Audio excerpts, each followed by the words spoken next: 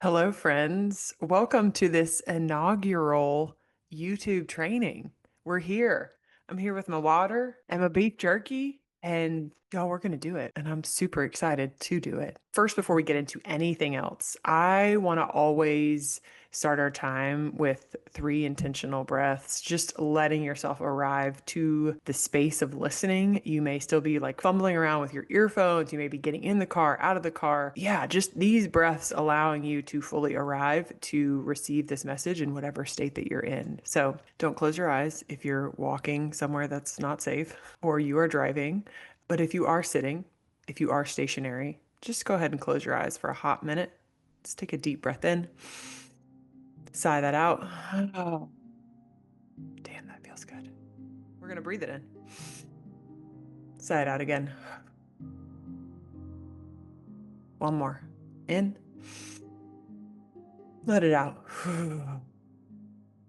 You may even want to pause this video and just do that 1, 2, 17 more times, whatever is needed.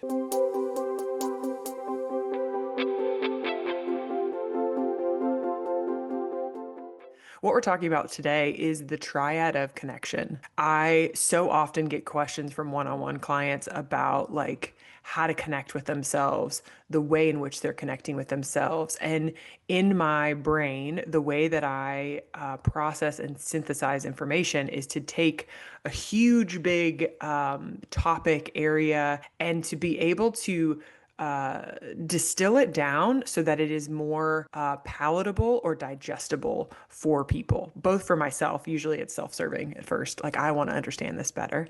And then it's about being able to articulate it to others for it to land in your system. And so all the time I get this question after people are actually into connecting with themselves. Like, okay, fine, let's play ball. Like, let's connect with ourselves. Then I get these questions around, well, how do I connect with myself? Like, I have this input coming in, but sometimes it's this and sometimes it's that. And people get overwhelmed when they start to choose to notice and to accept what's present in their system. They often get overwhelmed because it is coming from everywhere, right?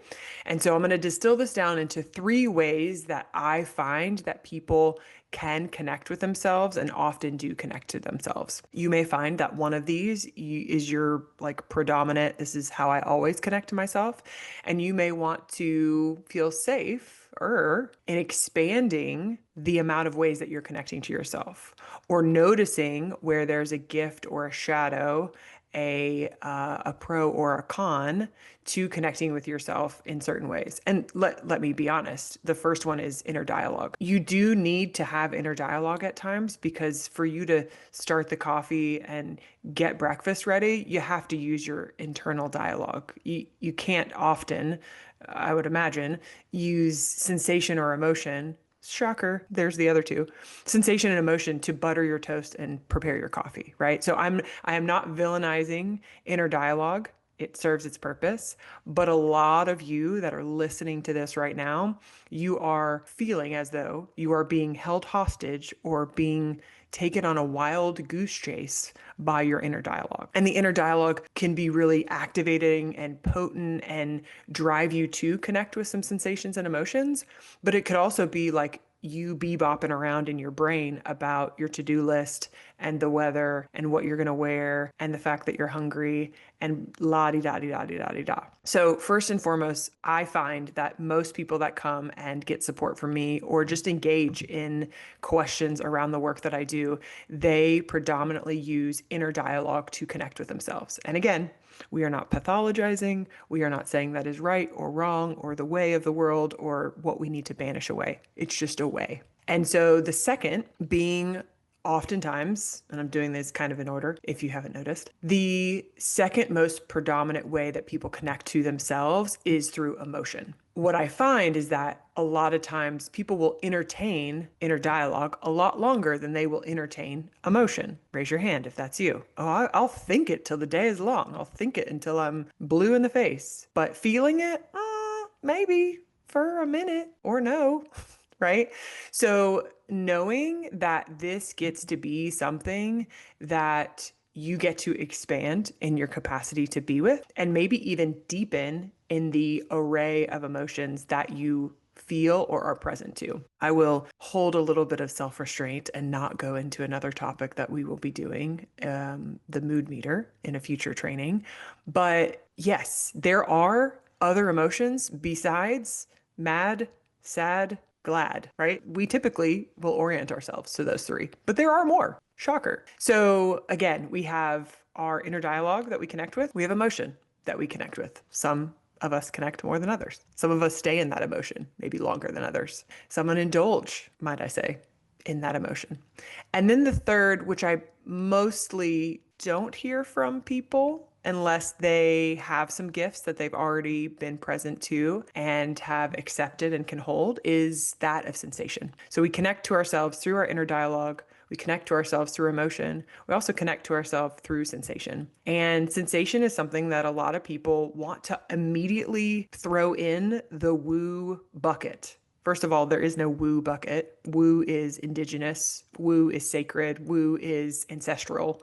So we can get rid of that term woo and really just say that it's ancient, it's old. And sensations, again, we have them all the time, right? You have a pit in your stomach, you have a worry in your chest, you have a sinking feeling. Like we all allude to it ourselves. We hear it in books, magazines, things that we read. We listen to it in podcasts, especially you true crime freaks out there that listen to all those podcasts.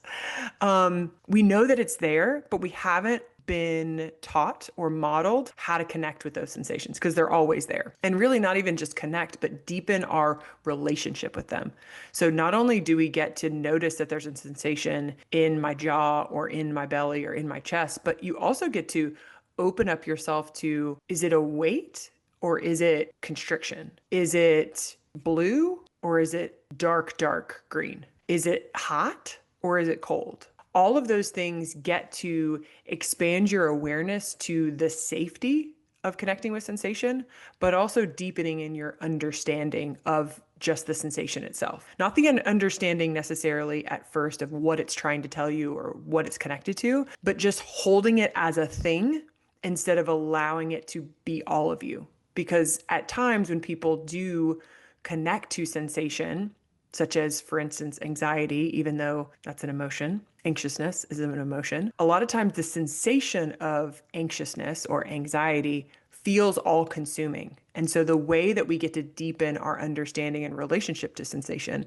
is by describing it, is by being really nuanced and specific in what is there for us in the form of sensation. And so you may ask yourself, like, okay, cool, we have these three ways of connecting. Who cares? Great question. The answer to that is that you can be aware of inner dialogue, aware of sensation, aware of emotion. And we as a culture are obsessed, let's be honest, with awareness. But what I want to invite you into is that awareness can actually be the conduit into a deeper understanding of yourself, but also a deeper processing and a holding of what's there. Let me pause just a minute on that, right? So it's not just I'm aware that I use my inner dialogue to connect to myself. I'm aware that I'm present to emotion. I'm aware that there's a possibility of me being more present with sensation. But those three things get to allow you to dive in deeper to what's actually there so you can move through what is there instead of stewing,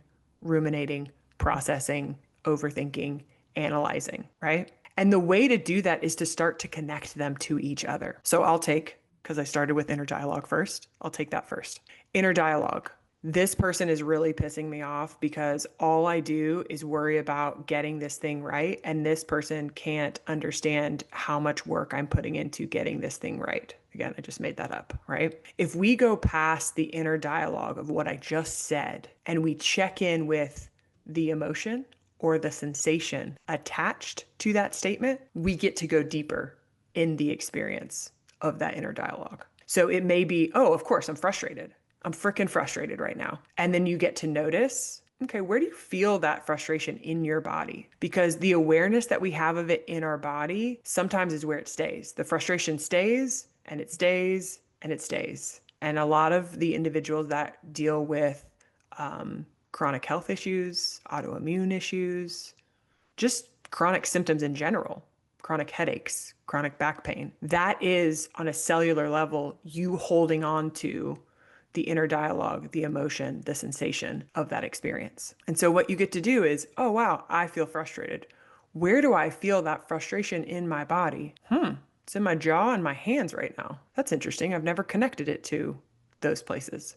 And maybe that's where you stay, is in the awareness of like, that feels really edgy to feel it in my body. Because for so long, ding, ding, ding, I've been thinking about it and not feeling it. So when you feel safe enough to hold or feel the sensation of frustration based on the story and the dialogue of this person's pissing me off because I'm the only one worried about this thing, yada, yada, yada, create a possibility of feeling the frustration to the point that you let it go and let it flow.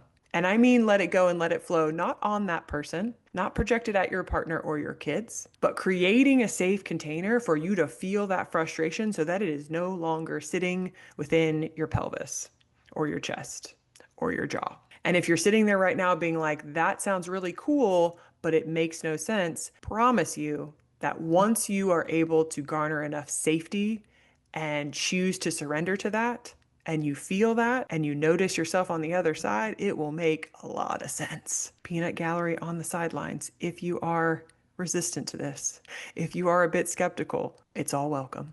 That was me 6 years ago. So you may be one that this is your way forward. Inner dialogue. Let me check in with where I feel that in my body. Let me check in with an emotion. Let me check what's underneath this inner dialogue, okay? You may be one that automatically goes to emotion and you don't even know why you're frustrated, or you don't even know why you're crying.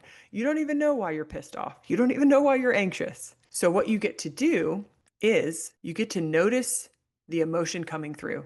Notice the tears.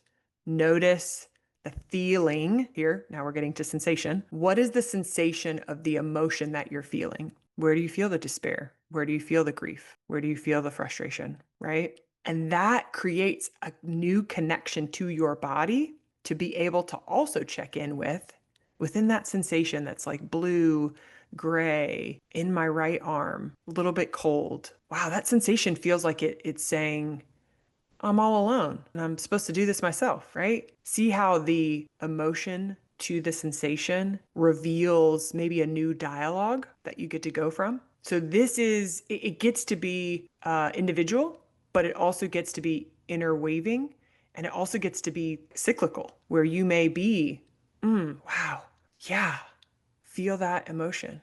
Yep, now I'm present to the sensation. Yep, now I know what it's saying.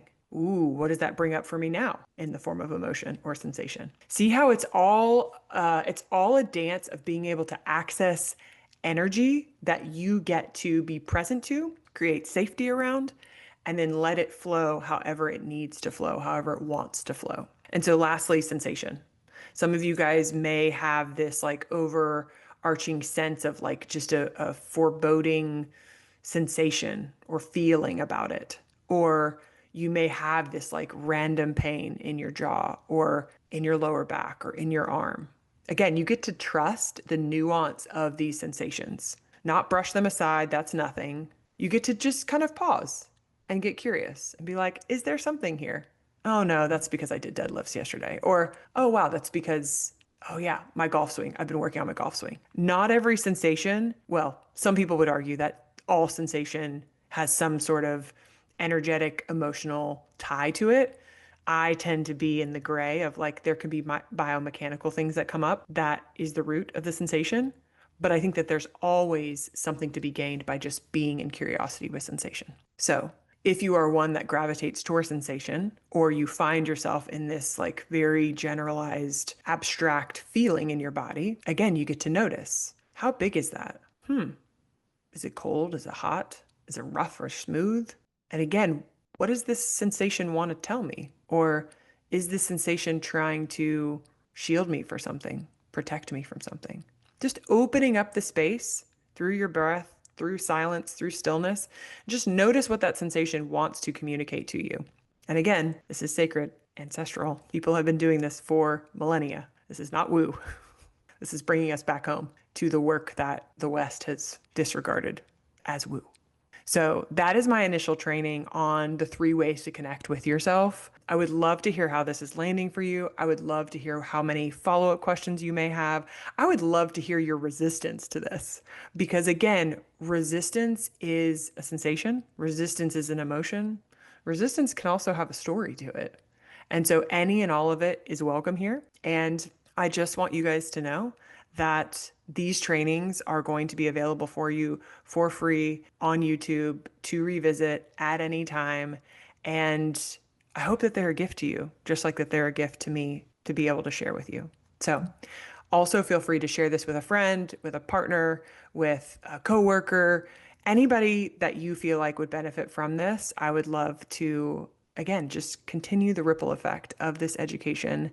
And we'll see you next month for another training from the Somatic DPT.